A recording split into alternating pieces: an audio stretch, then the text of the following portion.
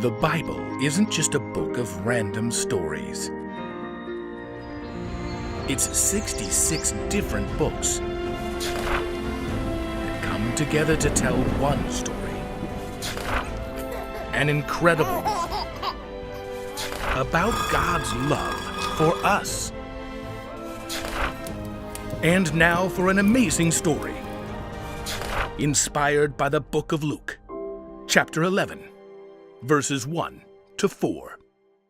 Isaiah woke to the smell of bacon, and though the air was chilly, he shoved aside the heavy quilts and hurried out to the kitchen of his grandparents' mountain cabin. Granddad was frying pancakes. Morning, sleepyhead. Hey, Gramps! Rough wooden beams crossed the open ceiling over their heads, and the stove and fridge were a color that Granddad called harvest gold. Isaiah was pretty sure that nothing had changed here in 40 years. He grinned and then joined his father and older brother Zeke at the kitchen table. Any bacon left? Better hurry, we're gonna bust out the skis. Good. When they had come up here a few years ago, Isaiah hadn't been big enough to use any of the old skiing gear stashed at the cabin. His dad clapped him on the shoulder. Fuel up good, you're in for a wild ride. Granddad helped Isaiah choose a pair of skis and suit up, while Dad and Zeke got ready.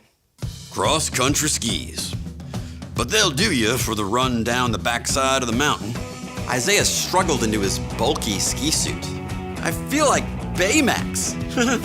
Awkwardly, Isaiah trailed after his father and brother up the short slope that led to the top of the mountain. In just a few minutes, they had reached the crest. Snowy peaks and valleys spread out before them. Wow! But then, Isaiah looked down and his heart dropped into his stomach. It's steep. This run? It's just a little glide. No biggie. Looks like more of a drop than it really is. You'll do fine.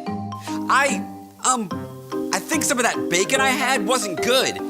I think I need to lie down. What? Are you chicken? Isaiah tightened his grip on the rickety ski pole. No! Really? Then man up and go over the edge. Zeke, don't be such a meanie. Don't be such a fraidy cat. I'm not. Without thinking, Isaiah whipped his ski pole at Zeke. It slapped across Zeke's leg. Hey! Boys, have fun on your dumb mountain. Isaiah tried to storm away, but he mostly just floundered through the snow. Dad followed, but Isaiah brushed past and staggered back to the cabin on his own. Granddad had been watching from the window. Let me help you with that suit. A few minutes later, Isaiah was warming himself by the fire.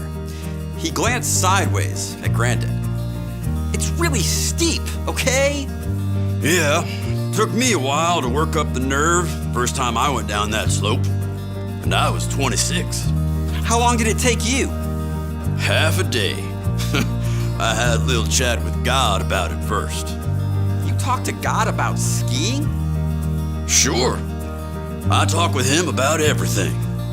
But God's so, I don't know, big, far away and stuff. I know it seems that way, but it's not true. You really can talk with him, just like you and me are sitting here talking. Isaiah tugged off his gloves and rubbed his hands together. He'd never really talked to God, except in church. I wouldn't know how to start.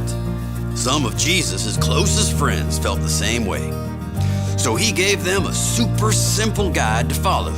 Granddad pulled out his phone and adjusted his bifocals as he studied the screen and pulled up an app.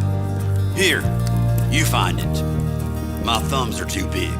Granddad handed over the phone and Isaiah waited for instruction. Look up, let's see, Luke chapter 11. Start right here. Jesus said to them, "When you pray, this is what you should say. Father, may your name be honored. May your kingdom come.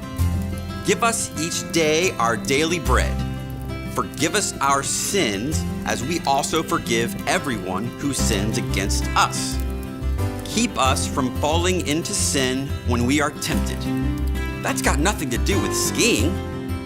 Granddad tossed another log on the fire and sparks flew. Now that is the great thing about this prayer. You can fit it to whatever you got going on. Even skiing? Use your own words. You might start out something like, God, I think you're amazing, and I want everyone to see it. I want things to work out your way. Okay, cool. But what about the bread thing? Give us our pancakes or something? Daily bread just means whatever you need to get through the day. Like maybe a little extra grace for your brother, Or guts to go over that edge. yes, sir, that's the ticket. Isaiah checked the screen again. Forgive us our sins. I slapped Zeke with my ski pole. I didn't really mean to, but God can forgive that if you ask. I bet Zeke can too. yeah, well, he was being super mean. I'd say that falls under forgive everyone who sins against us. What about keep us from falling into sin when we are tempted? Don't tell me you're not tempted to stay mad and let this morning ruin the whole weekend. Isaiah couldn't hold back a sheepish smile. You got me there. You know, you're a pretty good granddad. Well, God cares about you and all of this, even more than I do. I think maybe I'll go talk to him right now. Granddad held up Isaiah's ski suit and hat. You want me to put these away? No. I might want to go back outside. Isaiah turned away from the fire and headed up towards his room. It still seemed a little strange to talk to God about skiing, but at least he had a good place to start.